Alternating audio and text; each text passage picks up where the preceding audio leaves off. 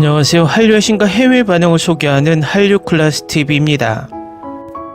오늘은 K-POP 데모넌터스가 넷플릭스 역사를 만들었고 이제 모두가 그 한국어를 따라하고 있습니다라는 제목의 영국 언론 데일리 레코드 기사를 살펴보고 K-POP 데모넌터스에 여전히 열광하는 영국 시청자 반응까지 살펴보겠습니다. 영국 언론의 한류 기사를 찾다가 재밌는 기사가 올라와 있어서 본론으로 들어가기 전에 그것부터 살펴보겠습니다. 영국 언론 인디펜던트에 갑자기 중국 문화를 찬양하는 기사가 올라와 이게 뭐지 하고 기사를 살펴보니 실수를 짓게 만들었습니다. 분명 저는 코리안 웨이브 한류의 영문을 검색해서 기사를 찾았는데 중국 문화에 대한 기사가 검색어에 걸리는 것은 이 기사 태그에 한류라는 단어를 넣었기 때문입니다. 중국의 이런 한류 또는 K-드라마 검색어에 숨어서 중국의 드라마나 영화를 홍보하거나 조회수를 높이는 것은 하루 이틀 상황이 아닙니다. 유튜브에서 영문으로 K-드라마를 검색해도 K-드라마만 검색되는 것이 아니라 중간중간에 중국 드라마들이 같이 검색됩니다. 결국 이것도 이 영상에 K-드라마 태그를 넣었기 때문입니다. 한류를 막겠다고 한한령까지 내리고 있지만 중국은 이런 식으로 한류의 인기에 업혀가려고 애를 쓰고 있어서 괘씸하기도 하고 한편으론 안쓰럽기까지 합니다. 그래서 이 영국 인디펜던트 기사를 읽어보니 중국을 더 안쓰럽게 생각하게 만듭니다. 이 기사의 제목은 시쿨 트렌드 글로벌 인식 변화인데 아래 기사 문구가 인상적입니다. 이 페이지 기사는 차이나 데일리에서 제작되었으며 차이나 데일리는 컨텐츠에 대한 전적인 책임을 집니다라는 문구가 걸려 있습니다. 결국 이 기사는 중국 언론에서 썼으며 영국 인디펜던트의 광고 형식으로 기사를 올려놓은 것입니다. 처음 문단만 읽고 이게 중국의 언론이 자화자찬 기사라고 알고 보면 엄청나게 오글거립니다. 기사를 읽어보면 틱톡 댄스 트렌드부터 하늘을 나는 택시, 신화를 기반으로 한 블록버스터 비디오 게임에 이르기까지 중국은 더 이상 단순히 미래를 만들어내는데 그치지 않고 전 세계 상상력에 영향을 미치고 있습니다. 10년 전만 해도 중국의 위상은 경제 성장과 수출에 밀접하게 연관되어 있었습니다. 이제 중국의 글로벌 이미지는 혁신, 창의성 그리고 문화적 연관성으로 정의되고 있으며 특히 전세계 G세대 사이에서 그 영향력이 커지고 있습니다. 싱가포르 국립대학교 전략 및 정책 전문가인 로렌스 로 교수는 중국의 쿨 요소는 지속력이 있습니다. 일시적인 유행이나 일시적인 유행이 아닙니다 라고 말했습니다. J-POP이나 K-드라마로 그리고 이제는 더 포괄적인 C쿨 트렌드로 진화하고 있습니다. 기사는 이제 세계 트렌드가 J-POP에서 K-POP으로 옮겨갔고 지금은 C쿨 시대라는 것입니다. 그런데 C쿨 시대라는 말이 어찌 기시감이 듭니다. 일본이 얼마 전 한류를 이겨보겠다고 내세운 것이 쿨 재팬이었습니다. 정말 창의력이 없으니 쿨 재팬을 그대로 베끼기 뭐하니 C쿨로 중국 문화를 영국 언론에서 극찬하는 것처럼 포장하는 광고 기사입니다. 재밌는 것은 이 기사의 바로 아래에 검색되는 기사가 영국 언론 우먼 얼라이브에 올라온 기사인데 제목이 왜 K-POP을 생각하면 천국이 떠오르나 라는 제목이라 비교되는 기사입니다. 한국과 중국의 문화를 세계가 보는 시각은 이렇게 다릅니다. 한국 문화는 우리가 문화를 세계 언론에 광고비를 내지 않아도 스스로 한국 문화를 서로 앞다퉈 소개하지만 중국은 어떤 세계 언론에서도 중국 문화를 극찬하는 기사가 없으니 교묘하게 돈을 들여 세계 유수 언론에서 중국 문화를 극찬하는 것처럼 광고 기사를 내고 있다는 것입니다. 각설하고 오늘의 본론으로 들어가 영국 데일리 레코드 기사부터 살펴보겠습니다. K-POP 데모넌터스가 넷플릭스 역사를 만들었고 이제 모두가 그 속어를 따라하고 있습니다. 액션이 가득한 이 히트작은 넷플릭스 영화 차트에서 1위를 차지했고 한국어 단어와 속어에 대한 관심이 급증했습니다. 애니메이션 뮤지컬은 6월에 개봉한 이후 총 2억 6,600만회 조회되어 액션 코미디 영화인 레드 노티스와 드라마 오징어 게임까지 제치고 스트리밍 사이트에서 역사상 가장 인기 있는 컨텐츠가 되었습니다. 그리고 이제 시청자들은 핵심 구절, 농담, 문화적 언급을 포착하고 있으며 일부는 일상 대화에 스며들기도 합니다. 무슨 말인지 궁금하세요? 프리플레이 언어 전문가들이 영화 속 가장 많이 사용된 용어와 그 의미를 분석하여 여러분의 이해를 돕습니다. 자, 이제 언어 레슨을 시작해 볼까요?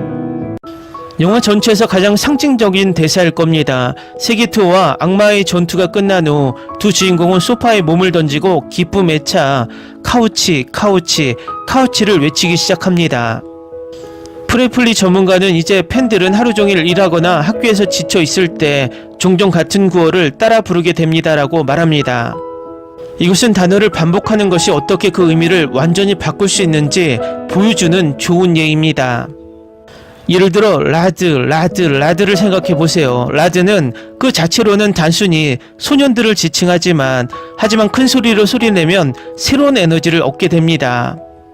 카우치는 꽤 표준적인 명사지만 이 맥락에서는 편안하게 쉬고 마침내 편안해지는 구체적이고 만족스러운 느낌과 관련이 있습니다. 틱톡과 트위터에서 흔히 볼 수 있고 누군가 소파에 털썩 주저앉아 하루를 마감하고 싶을 때 언제든 사용됩니다. 헌트릭스라고 발음하는데 영화 중심에 등장하는 아이돌 그룹의 이름입니다. 이 영화가 K-POP 팬들에게 강렬한 공감을 불러일으키는 이유 중 하나는 바로 이것이 진짜 K-POP 그룹이 가질 법한 이름이기 때문입니다라고 플래플리 전문가는 계속해서 말합니다. 제작자들은 K-POP 세계와 팬층을 분명히 이해하고 있으며 그것을 반영하는 언어 선택을 의도적으로 했습니다. 그룹 이름의 슬래시와 대담한 스타일은 음악 별칭, 온라인 핸들, 심지어 게이머 태그까지도 로고처럼 시각적 정체성으로 취급하는 추세에 부합합니다. 음악적으로 처치스나 에이썸 라키를 떠올려 보세요. 이런 이름은 독특한 글자, 기호 또는 띄어쓰기를 사용하여 기억에 남는 독특한 시각적 브랜드를 만들어내며 듣기도 전에 그들이 어떤 사람인지 실감하게 해줍니다. 혼문은 한국어에서 유래한 단어로 영혼을 뜻하는 혼과 문을 뜻하는 문으로 이루어져 있습니다.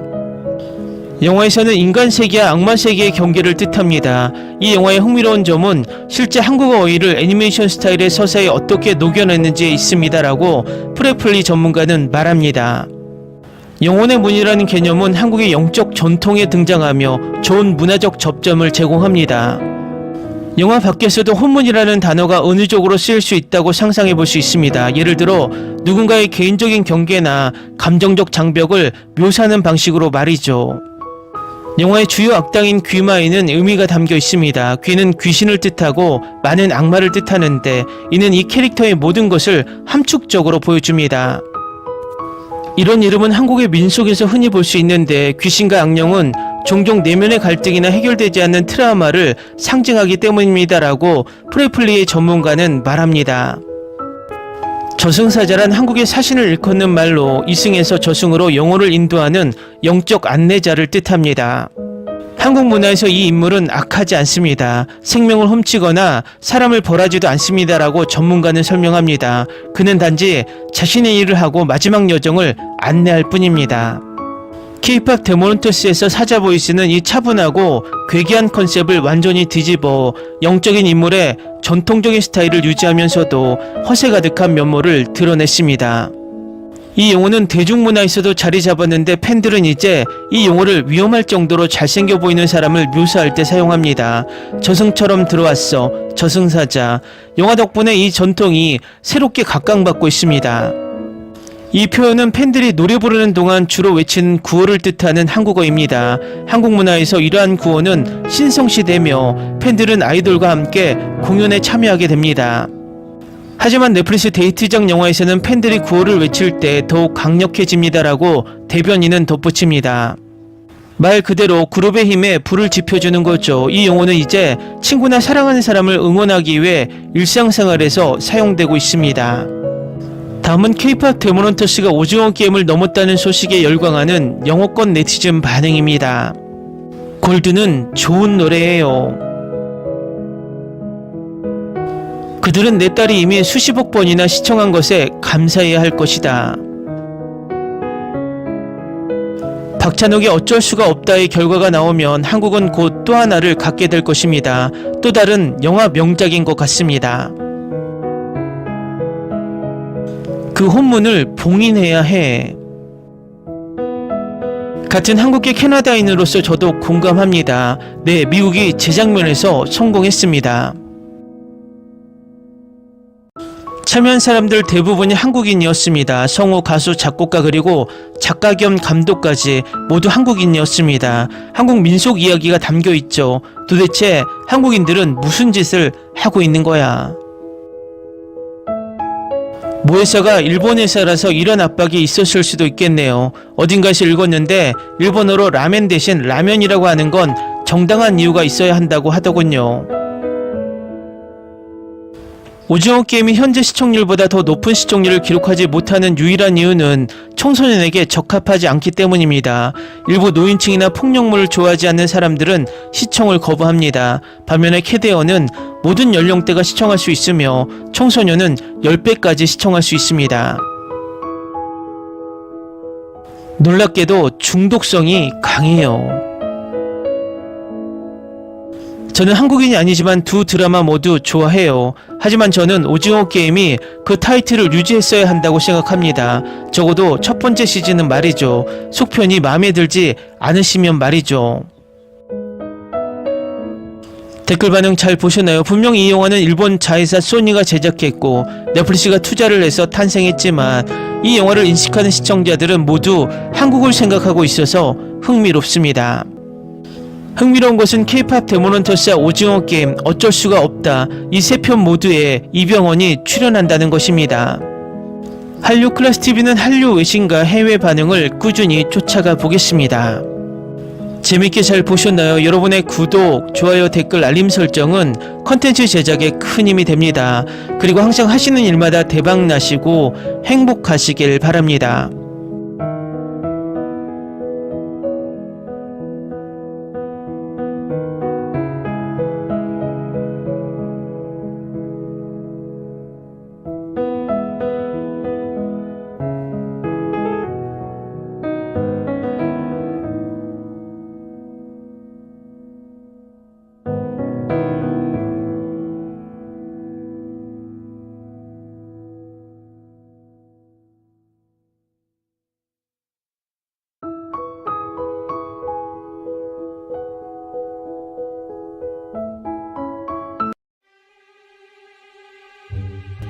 Ni se te ocurra. Olvida el ganso y los tomates. No hables de las ballenas. No es un acuario. No actúes como tonta. Sé que eras una genio. ¿Sí? No vayas a presumir, a la gente no le gusta eso. Y no digas cosas sin sentido. Y bueno, ¿minamos? Hasta pronto. Abogada, tengo mucha curiosidad por conocerla.